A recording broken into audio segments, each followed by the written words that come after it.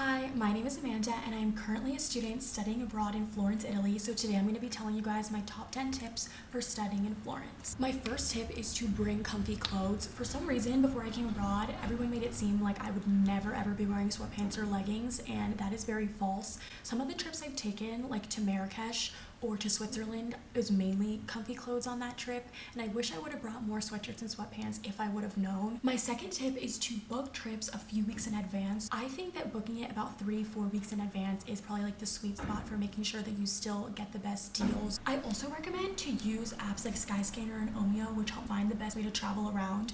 Normally, flights out of Florence airport are usually a little bit more expensive, so I would fly out of Bologna very often. It's only a 30-minute tram. My third tip, which I don't know how me and my friends didn't realize this for so long, was converting Euro to USD when Venmoing people back.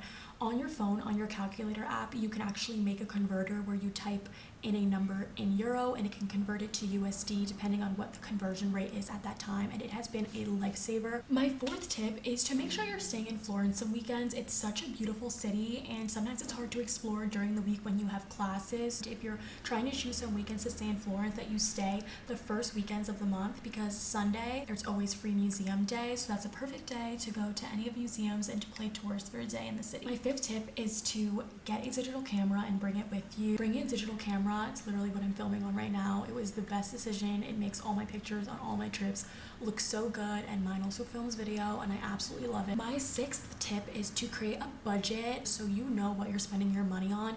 It's very easy to spend so much money when you're abroad. It's really good to budget and know how much money you want to spend on every activity, traveling, food, going out. I really recommend having an Excel sheet so you're aware of what your expenses are. My seventh tip is to always be aware of your surroundings. In Florence, I feel very, very safe, but some cities are less safe than others, and unless you do deep research before going to each place you travel, then you wouldn't know that.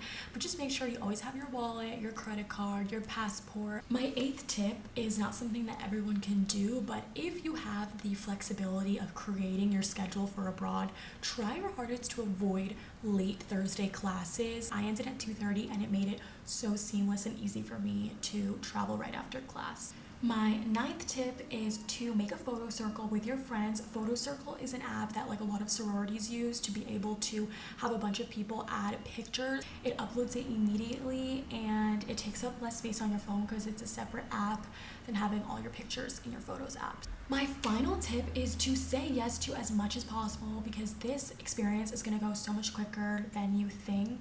But on that same note, it's easy to get burned out when you're abroad and it's easy to be tired all the time. So if you don't want to do something, it's okay to say no. Make sure that you're taking care of yourself and prioritizing what you want to do the most. I hope this helped for anyone that is studying abroad in the future. I highly recommend coming to Florence. This was one of the best decisions of my life to study abroad, and I've learned so many new things. I've made amazing friends and been immersed in so many experiences that I never would have been able to do before if I hadn't studied abroad. And good luck to anyone coming here in the future.